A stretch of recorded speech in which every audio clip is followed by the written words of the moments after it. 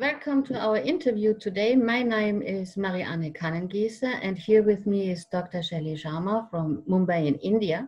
And I'm very pleased to have her here today because as a far descendant from Dr. Kent in studies, we want to talk today about well-educated homeopaths and how to educate yourself to be a real outstanding homeopath.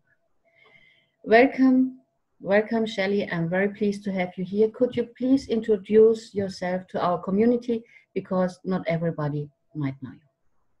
Okay, namaste. I'm Dr. Shelly, and I'm very thankful for such a wonderful person I'm meeting today. And through you, I will be able to address everyone about homeopathy. It's my privilege.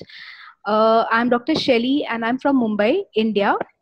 I practice classical homeopathy, and I've trying along with the practice of homeopathy. I'm also trying to spread a word of classical homeopathy in today's world, because what I feel is somewhere homeopathy has a great potential, but still only 10% of the people of the whole population are using the homeopathy in its best potential way, that is the classical homeopathy. I have also been presenting many papers nationally, internationally. I have a couple of publications onto the journals. And right now I'm working with the COVID department, practicing and giving classical homeopathic treatment to COVID positive cases attached to a hospital. So this is what I am. Yeah. Yeah. So tell me, where did you study homeopathy? I studied homeopathy in India, in Maharashtra. The name of my college is J.J. Magdum Homeopathic Medical College. And this is where I have done my master's and my graduation in homeopathy. So for our Western listeners who do not really know how complex the studies in India are, could you just tell a bit about your education? How many years and what did you do there? Okay. How is homeopathy studied in India? Okay, so we are very blessed to have a wonderful educational system in homeopathy for India. Like we have conventional medicine subjects, we have all the subjects for homeopathy. Like we have anatomy, in detail physiology, obstetric gynecology, we have surgery as a subject, we have preventive and social medicine, forensic medicines, we have proper medicine as a subject. All the books which an MBBS student or conventional doctor uses as a reference book, we have to use the same books for our study. Along with that, we have our materia medica, we have our organon and pharmacy. Mm-hmm. So this is the graduation course, which is for around 4.5 to 5 years. And along with that, we have to do 1 year internship. In that internship, we have our posting in homeopathic clinics. We have posting in hospitals where we have to work under a obstetric, a gynecologist. We have to work under a pediatrician of modern medicine. And after a graduation, we have also post-graduation courses, which are for 3 years. And it all takes around 10 years to complete our master's in India. But we have a blend of modern medicine and homeopathy together as a study. So which helps us a lot to be a complete doctor.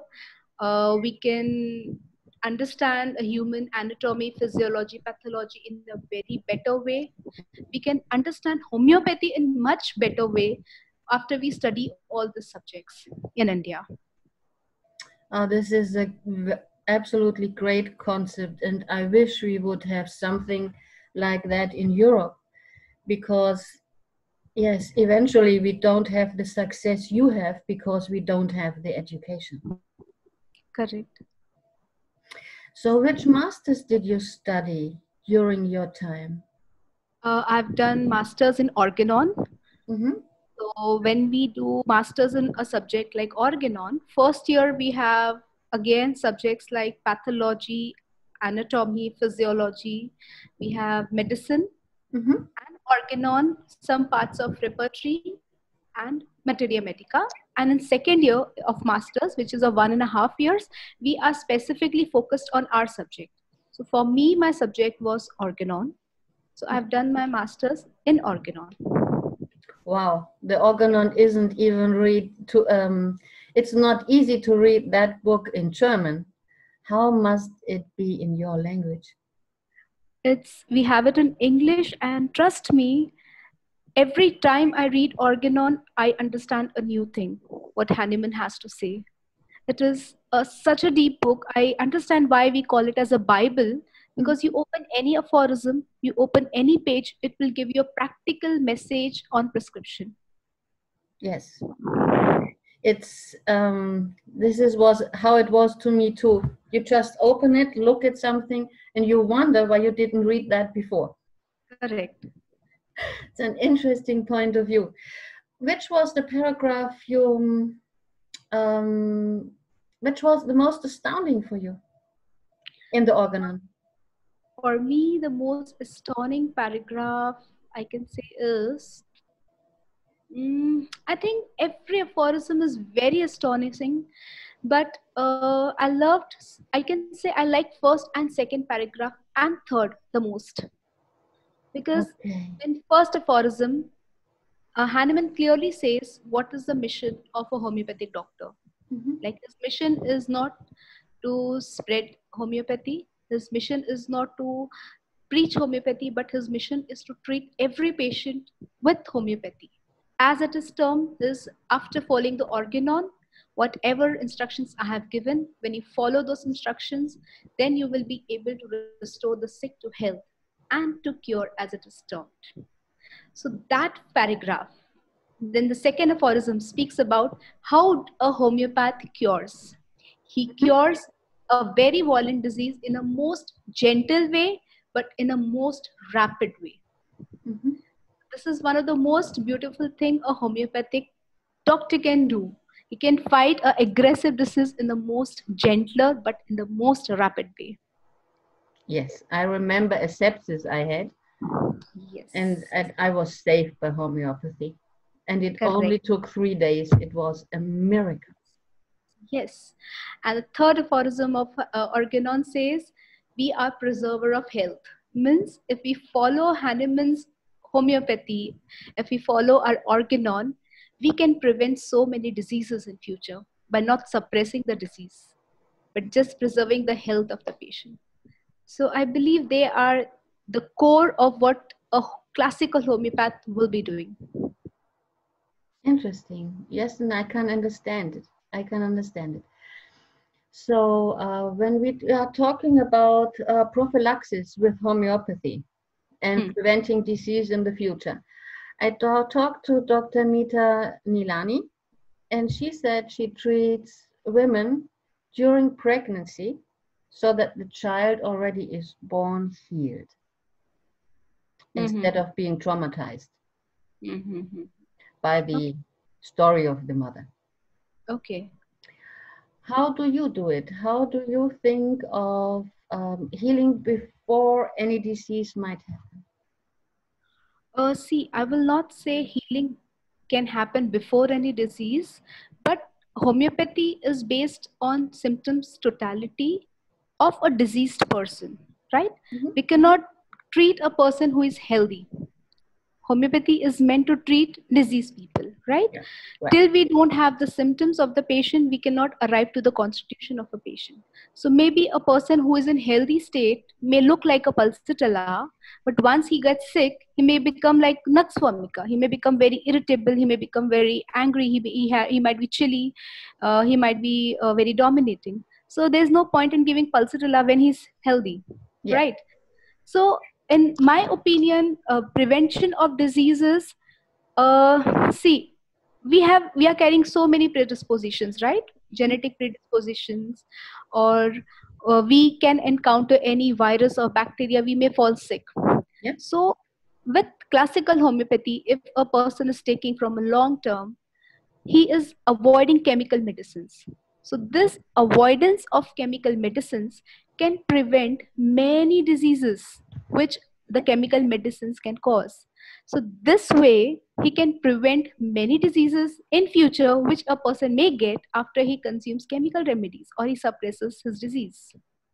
Yes, of course. How often did we see that somebody who has problems with the small intestines and gets suppressive medicine like cortisone and then comes back with asthma?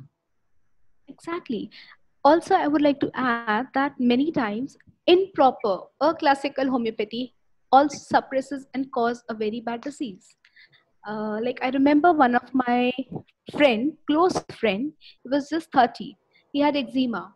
So he visited a homeopathic doctor and he gave combinations of medicines. Within 5, 6 months, he had no eczema. He was cured. But within 2 months, he got diabetes, which was uncontrolled. He didn't had family history of diabetes. So when we believe that when we follow what Hahnemann said, we can prevent so many things. So we have to follow him. Yes, and not take homeopathy as another form of suppressive medicine, Correct. which happens if you combine remedies.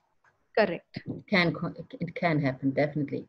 Or if you just take polycrests like sulfur or lachesis in a non-practical way. Correct. Very And true. then you can suppress a lot of things. As a descendant pupil of Dr. Kent, what is your main aspect of Dr. Kent? Great main aspect. I like the way he is um, fighting for homeopathy. I like the way he has aggression in his writings. He is very sure what he is doing, and I like the way, like how he comes. He talks about spiritual aspect of homeopathy, which was not present before Dr. Kent. Dr. Kent gave a very parallel view to homeopathy, which was there, but he elaborated about a spiritual aspect, of mental health, about emotional health, Yeah. how our thought process can affect our health. Mm-hmm. He spoke about will, he spoke about intellect, he spoke about emotions, he spoke about what is the highest level of intellect, what is the highest level of emotions which we have to keep. Mm-hmm. So Kent is that doctor for me, I think, who has taken homeopathy to another level by giving it a more spiritual touch, like how we can be a good human being. Mm-hmm. This is what I've learned from Dr. Kent, and this is what I've been trying to follow in my cases, in my patients, understanding the person as a whole, as a emotions, in myself, how I have to be a good human being, unprejudiced human being, a more balanced human being. So this is what I'm learning, and I'm trying to grasp about Dr. Kent. I'll tell you one thing. I was reading that day Philosophy of Homeopathy by Dr. Kent. So Mm-hmm. there, in one chapter, Dr. Kent speaks about how our thought process, Yeah. our positive thought process or a negative thought process can change the counters of our face. So Dr. Kent says, if you are a very negative person, if you keep on thinking negative, your will is very negative, your understanding is poor, you're emotionally very irritable, violent person, that can be observed in your face because your thought process can change the shape of your muscles, can change the look of your face. And on the contrary, a person who is more balanced mentally, emotionally, spiritually, who tries to attain the best spiritual aspect of his life, you can see that peace and bliss in his face because his countenances of the face starts changing. So he Mm-hmm. spoke about observation in that chapter. So this is Dr. Kent. This is what he did. Yes, and I just was thinking of when he did write things, but it must have been around the end of the 19th, beginning about the 20th century, when in America they founded the Association of Homeopaths, and 2 years later the Association of the Conventional Doctors was founded, and in their statutes they had written that they will have to fight homeopaths till they vanish from the planet. Correct. Yes. And this was the times, and this is why he was so passionate and emotional about things. Correct. He was very emotional for homeopathy, Dr. Kent. Yeah, passionate, real passionate.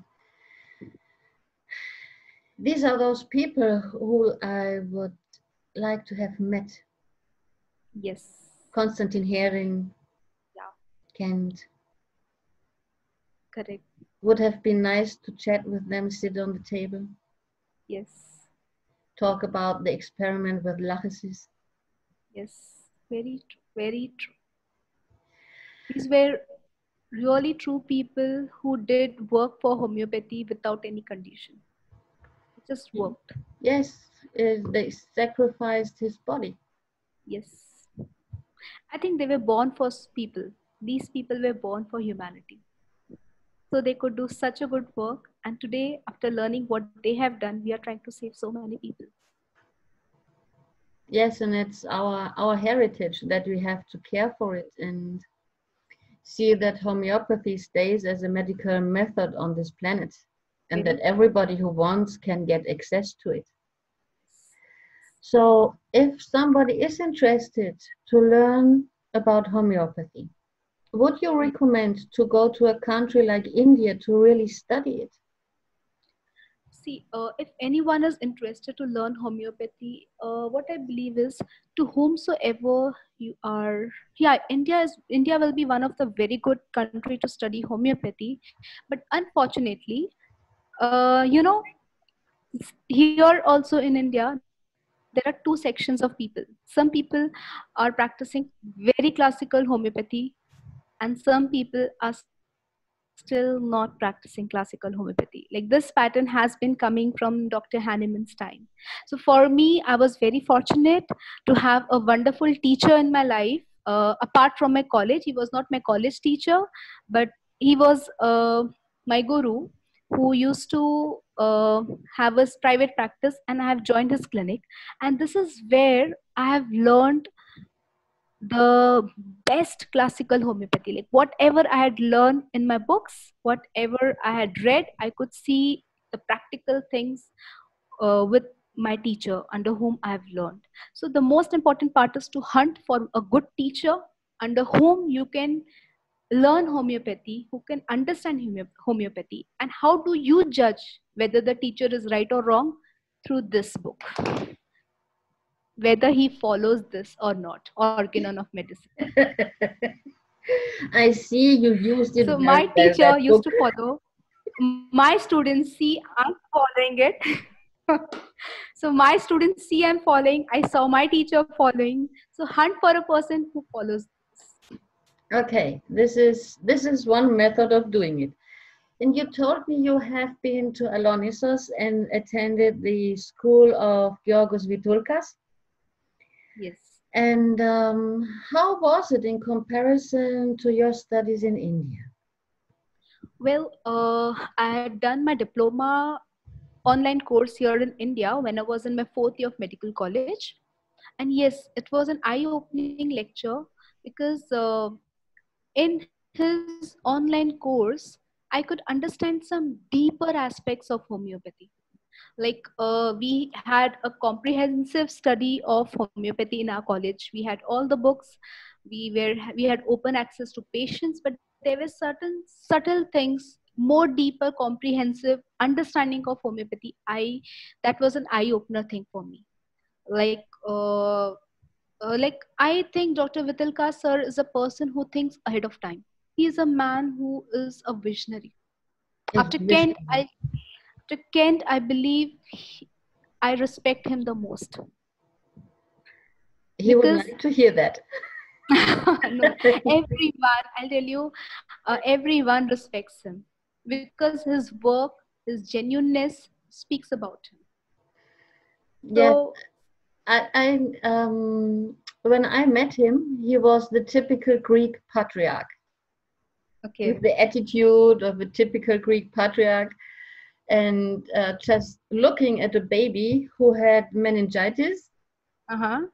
And of course, that baby didn't talk much. He just had a look at it and said, Ignatia, 10,000. Oh my God. And the other doctor said, why? And he just said, can't you see? And this was everything he said, and I thought, yes, this is how the patriarchs work. It's just, and he is a second to none observer. Yes. Second What did to he none observe in observer. that case? What did he observe in that case? He said it was the way the baby looked at him. Okay. This is classical homeopathy, you know. This is Kent.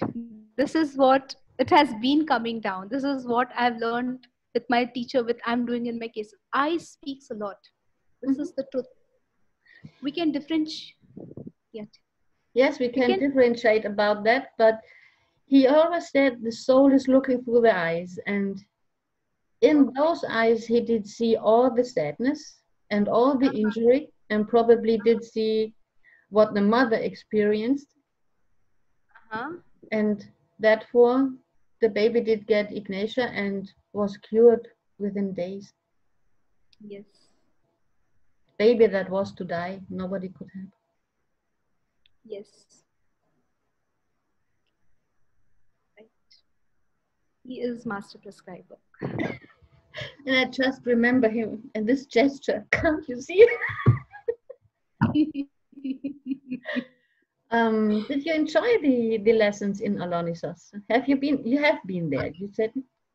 I have been there. I have been here. I enjoyed. I enjoyed the lessons and I enjoyed him. I mean, I have never met a person with such a knowledge, but so wise. You know, this is a very rare combination. I have learned how to be a good homeopath from him. I've learned how to be a good human being from him. I've learned what has to be a vision and how you have to work selflessly for your vision. This is what I've learned from him in the most deepest part. Yeah. The last thing I observed from that school and the people who work with him there was that they are very strict now concerning classical homeopathy, and that he came in some kind of discussion with Rajan Shankaran Mm-hmm. about the testing of the bhajans and comparing it to homeopathy. Hmm. What is your, as an somebody who understands more about that culture, what is your impression on that? I believe homeopathy is a science and this has to be followed. Okay.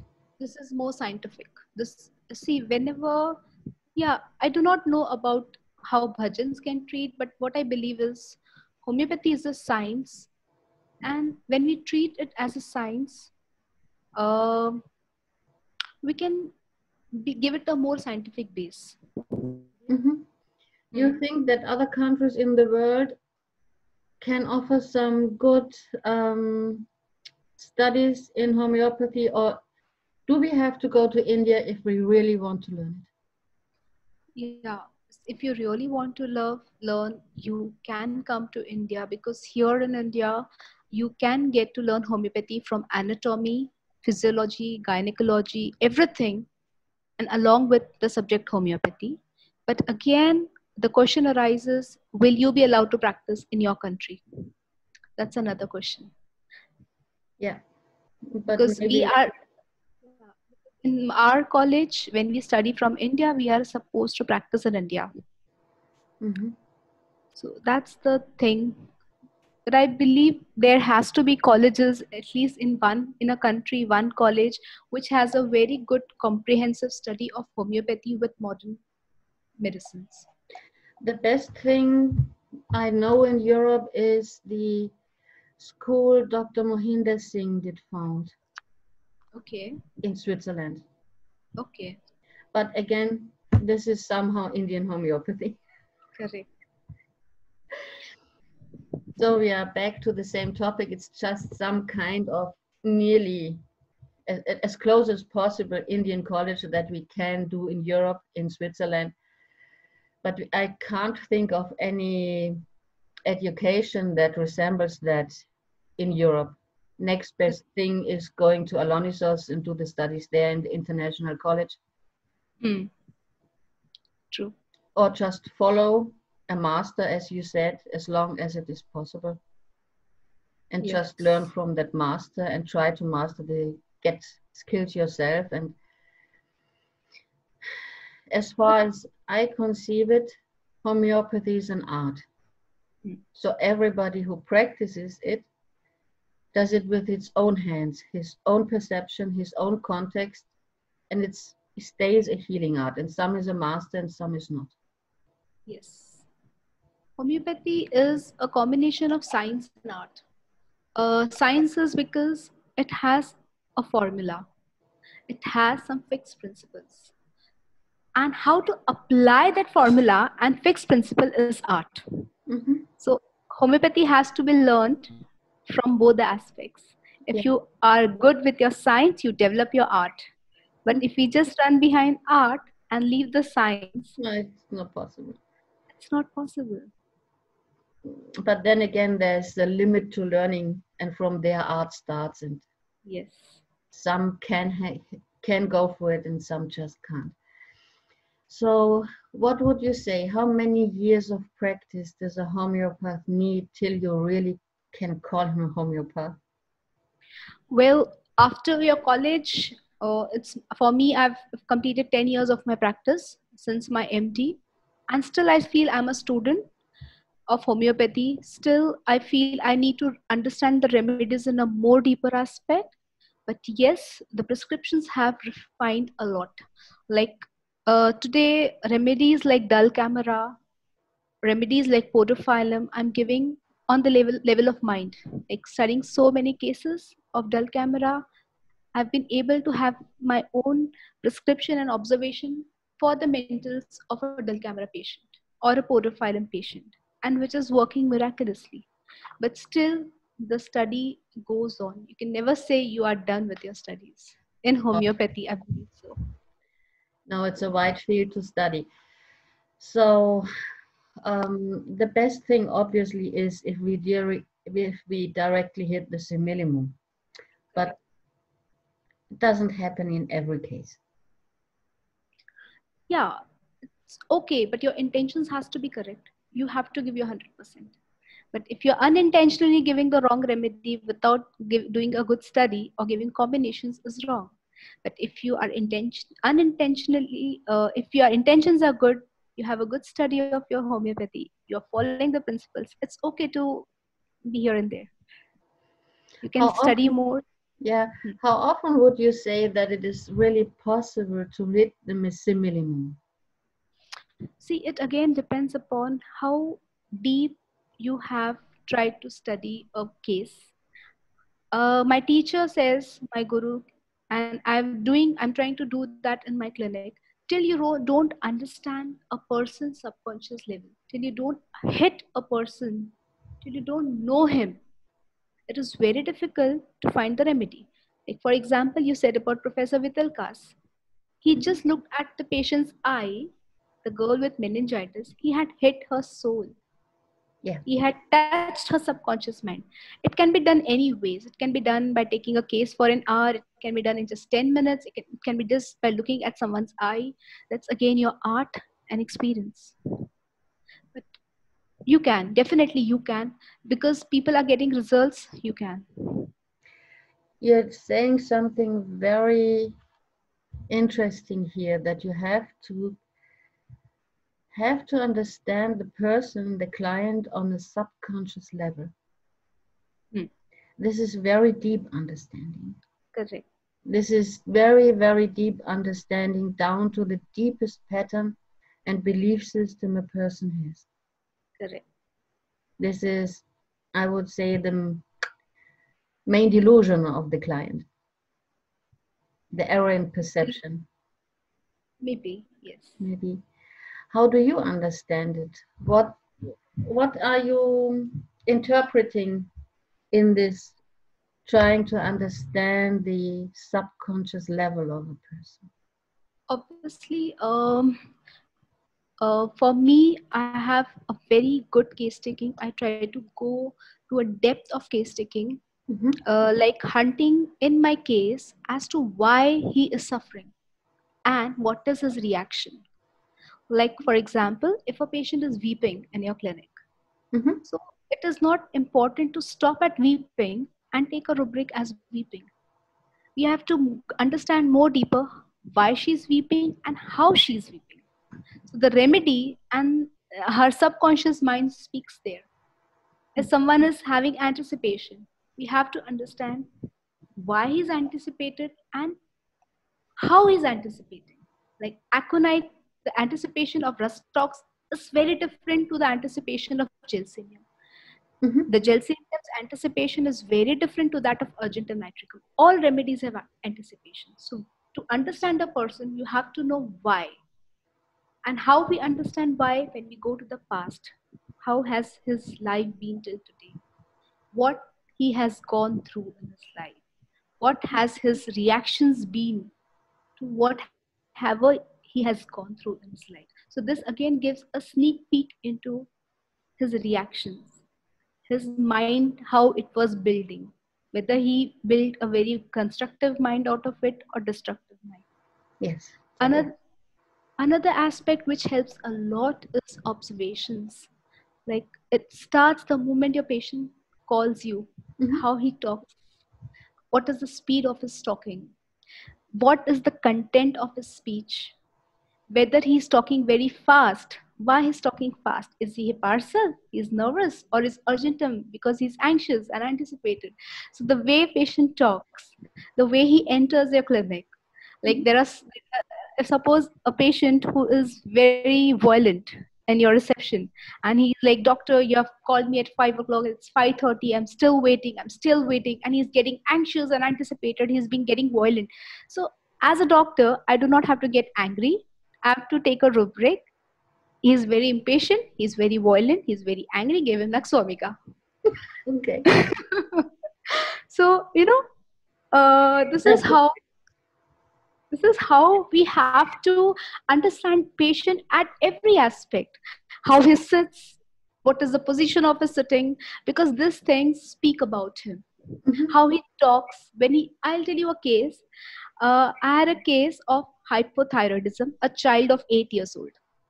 Okay. So I was talking to him and I was asking him any question. He was looking down and he was giving the answer. So when I was asking his mother, then he was looking up at me.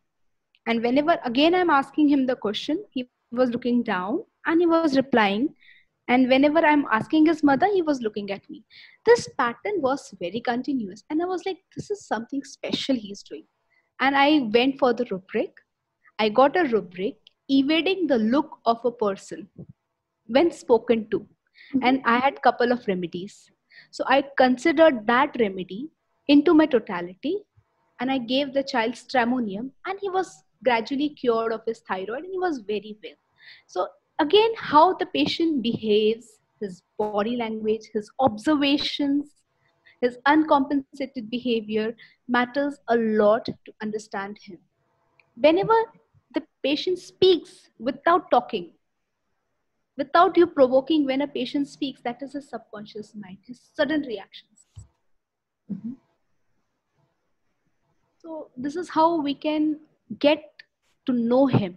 Mm-hmm. Like I always tell my students that, whenever you're taking a case, try to take a case in a way you're talking to your friend and just try to know why she's suffering. How did this thing happen? Try to know her, try to feel her. And once we start doing that, we can dig deeper into his actions, into his reactions, into his past. So this may help us to get deeper to the case. And observation. When I listen to you, it makes the picture in my mind like exploring a new universe. Okay, thank you. Just like being curious how that universe over there works. And I guess if you attend to a patient like that, you will eventually understand it. Correct. It may take time, but you eventually will understand it, and then you can find the simillimum if it is there. Yes, correct. Very true. You need to have a connection with the patient, and you have to have connection with the universe when you are taking a case, because you need to have a connection, because homeopathy is so vast, it's so broad.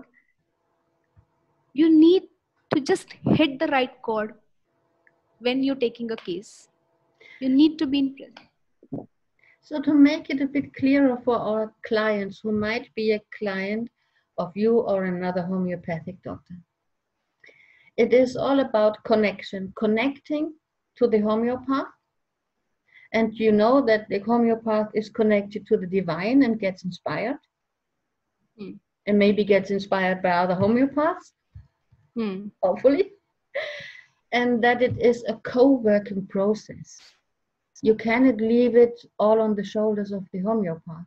It's about the client co-work and connect and be very open. Correct. Very true.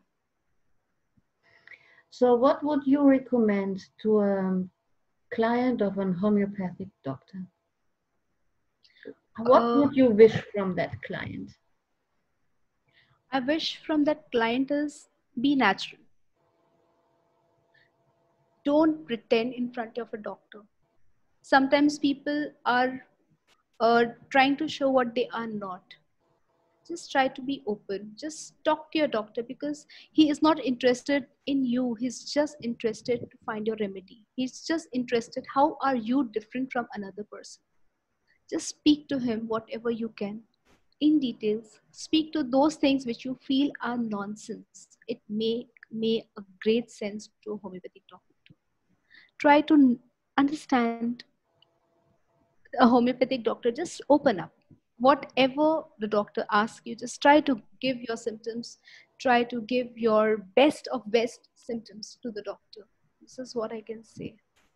And obviously, a homeopath should have an art. He has to extract from the patient, because if a patient is not giving a symptom, it's again a rubric, introverted. We have to think of introverted remedy.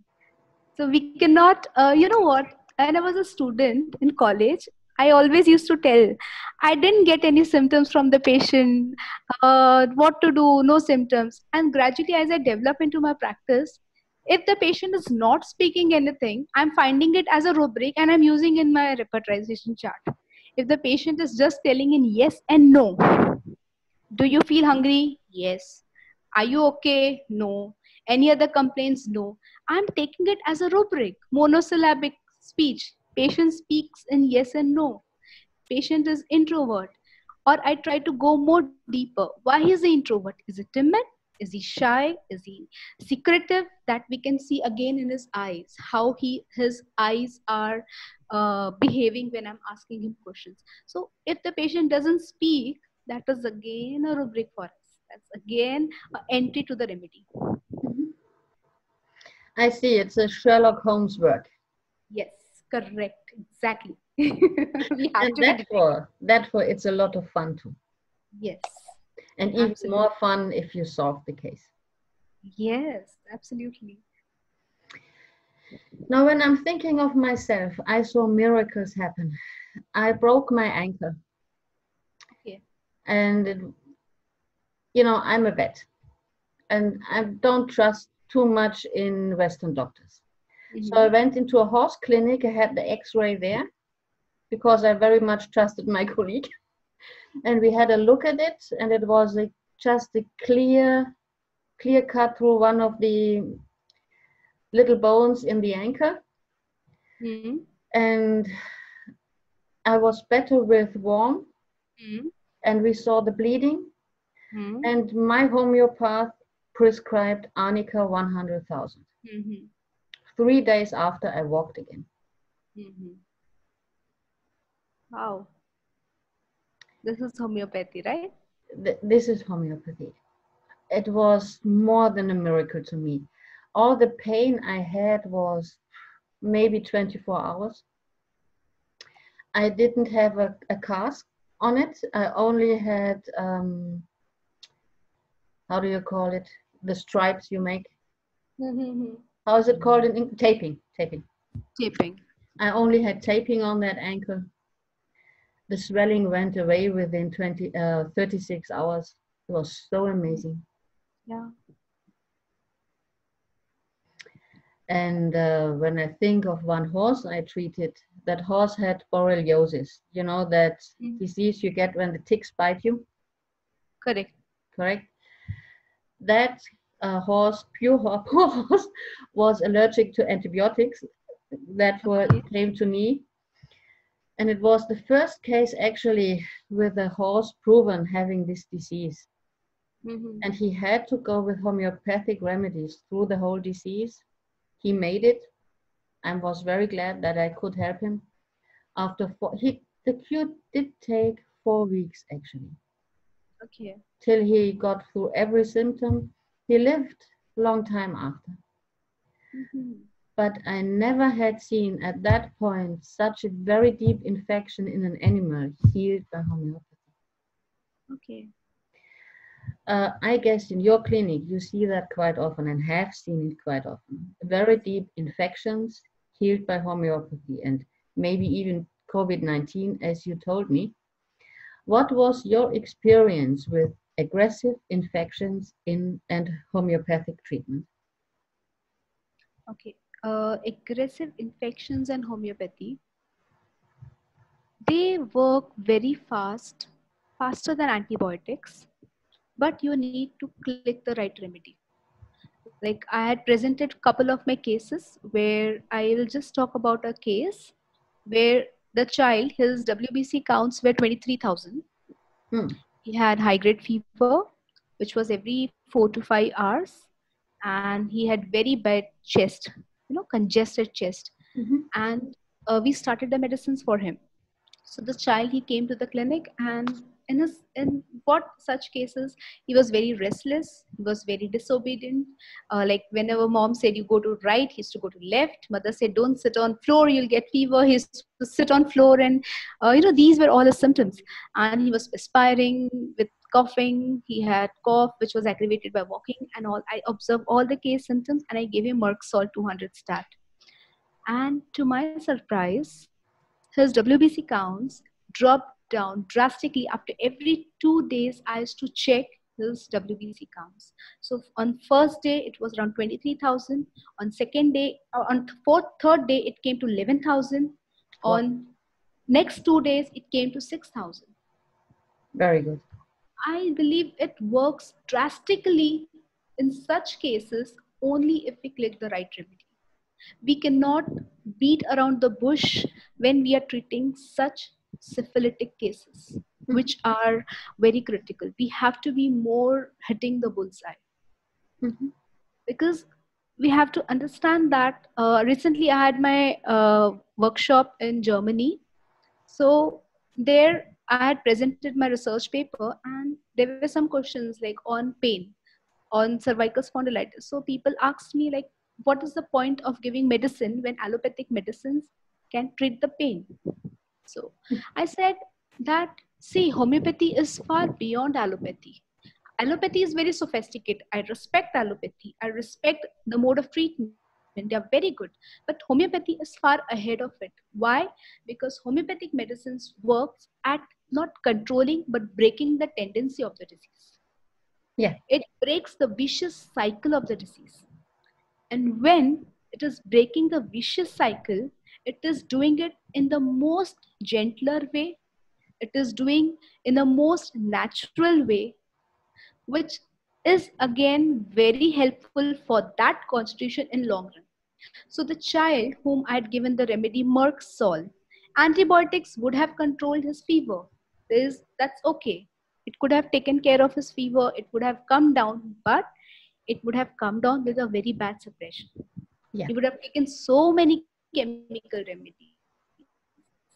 But if we have an alternate where we can do without taking chemical remedies, without injuring our body's healing system, it is the best gift to the mankind.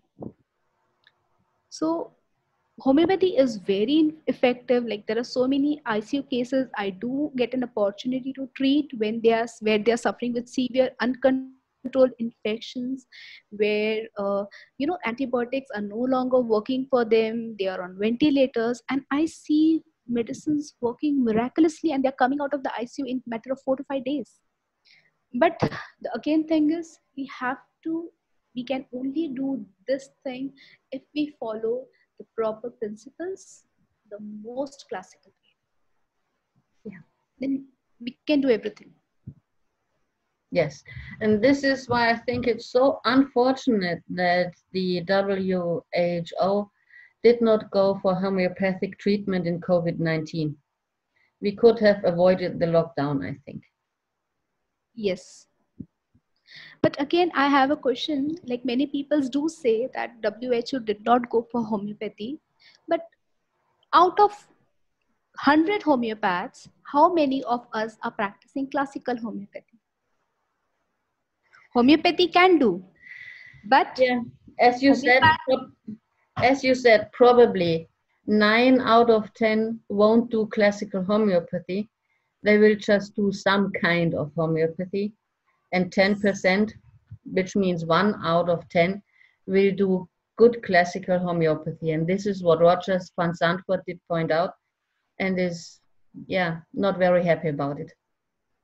and so how can we lay trust on everyone? Today we are not doing the best of our science.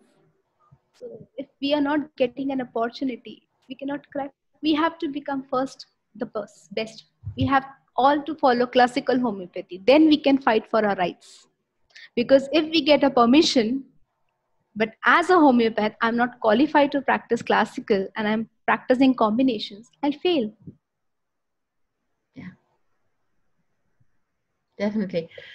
I would like to hear your opinion on just the topic Dr. Isaac from Australia is doing with his combinations and prophylactic vaccinations for COVID. I think you might have heard of it. No, I have not heard about it. I know about Cuba, but I'm not sure about Isaac, the prophylactic. Isaac took a few combinations of single remedies out of the genius epidemicus he observed, combined them as some kind of prophylactic homeopathic vaccination, and gave it to clients, and yeah, they definitely did not go ill from COVID-19. But this is not classical homeopathy as we did learn it. Correct. This is not classical homeopathy. And secondly, COVID-19 is affecting just 10% of population. Out of 100, 80% people are symptomless. Yes. They are not getting that infection. So in this situation, we are not in a position to prove whether your combinations have worked or not. And firstly, right? Yeah, if they have to show the results, they should show results to very active COVID cases who are suffering, who are in ICU. Then we can prove, okay, your combinations are working. And secondly, combination is not classical homeopathy. Yes, I will have an interview with him and I will ask him those questions. And just ask why he did it and what he thinks of it and what inspired him to do so. See, homeopathic medicines can cure only if there are pathological symptoms, right? If we give a medicine to a healthy person, it will just prove. A person will just prove. Correct. I can remember that paragraph in the organon, definitely. And this is what you told in the beginning, going by the organon purely. Did you see any genius epidemicus in the COVID-19 clients you did treat? Till now, and from all my group, we couldn't find a single remedy as genus epidemicus. We have been giving variety of medicines like from Spongia tostas, Bryonia, Natrum muraticum, Lycopodium, Natrum. All remedies are doing good. Now, working with ICU cases, I have observed one thing. We do not have a good clear picture in them. Yeah. This is one thing I'm struggling with those cases. Maybe because these cases are suppressed very badly. They are on multiple antibiotics. They are on low weight heparin. So they do not have any symptoms. They do not have fever. They do not have thermals. They do not have marked thirst. They are just dyspneic. Mm-hmm. So in such cases, it is going very difficult to treat, to find a correct remedy. It's a very big struggle what I'm going through to get a remedy, because to give a remedy, you need a prescriptive totality. Mm-hmm. Yeah. On cases who are not admitted to hospital, but they are diagnosed with COVID positive, they are showing wonderful picture, and they are showing wonderful results within the matter of 1 to 2 days. They are without fever. They are Yeah. responding very remedy. But again, as I'm saying, I'm getting variety of remedies. I'm getting argentum, Yeah. I'm getting spongia. Yeah. So at present, I cannot tell a single remedy from my experience that it is a genus epidemicus remedy. Okay. Again, it's a virus. This virus has a mutation. Every 2 to 3 weeks, the symptomatology of the patient is changing. Yeah. So one remedy which could be a genus epidemicus today would not be tomorrow. Yes. Yes. This is the whole trouble with the vaccination they want to do. It's Yes. insane. Yes. This is what again we are facing the trouble here. So Yeah. this is what, Is there anything you want to add from your experience? You want to tell either the clients who might want to be treated by a homeopath or to homeopaths? Something that is I very important to you. yeah. Tell me, can you please repeat the question for me? There was a. I wanted to ask you whether there are some final words, some Mhm. deep thoughts in yourself that you want to tell to our listeners that might be clients or homeopaths or people who are interested in homeopathy. Well, homeopathy is, just because I'm a homeopath and few people are homeopaths, is not we are propagating homeopathy. But we have seen, and I have seen the effect of homeopathy, specifically in those cases which were hopeless, which had no outcomes. For those cases, homeopathy is a blessing. Second of kind of cases which this generation is facing is mental depression. They are getting mentally weaker, they're getting emotionally ill. And this emotional illness, mental illness, emotional conflicts are leading to many diseases, which can be psychological diseases or pathology in the body. So, homeopathy is the only science which treats a person as a whole. It will take care not only of your mind, when suppose a patient has a disturbed mind. Along with that, he's suffering from ulcerative colitis. So Mhm. homeopathic medicine is, I think, one of the only medicine which, when given, will not only treat your ulcerative colitis, but automatically your mind will be treated. It's a all-in-one package, you know. Mhm. It's taking care of you as a whole. So for those people who really want to have a good quality of life in future, who like to have one of the best mental emotional balance state in your life in future, who want to avoid chemical medicines, classical homeopathy is the only scope for them, and they should try classical homeopathy. It can change one's future. Really can change. Can, yes, be a miracle. It can be a miracle. Can be an absolute miracle. I won't say conventional medicines are bad, but homeopathic medicines are equally good. So we have to be treated equal to conventional medicines. We have our own benefits. We have our own merits. But the problem is we have not been treated with equality. Mhm. That we are equal and far beyond what one can give, homeopathy can give you. Because see, as a whole, 2% of a population needs ICU hospitalization, but 98% of the population needs regular medicines who Yeah. can take care of it at home.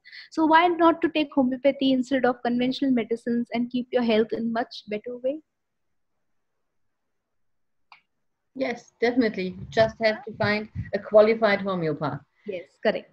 So maybe in the imagined future, we will have very good surgeons, absolutely perfect diagnostics, and the very, very best and well-trained homeopaths all working together. Yes, I hope we can see this future. Me too. Yeah. Me too. Thank you very much for this interview. You really inspired me. Thank you. And yes, are you only working in your clinic or do you take online clients too? I do take online clients. I work in my clinic. I also teach homeopathy. So it's an all-in-one package for me right now doing. Okay, you will send us the link so that we can put this beneath your speakers page and add it to Yeah, the video. yeah, sure. Okay. Thank you Yeah. so much for this interview. Thank you. It was really great meeting you. You're a wonderful person. Thank you very much. And you have beautiful eyes. Blue ones. Beautiful. Thank you. Thank you very much. Welcome. Bye-bye. Take care. Take care.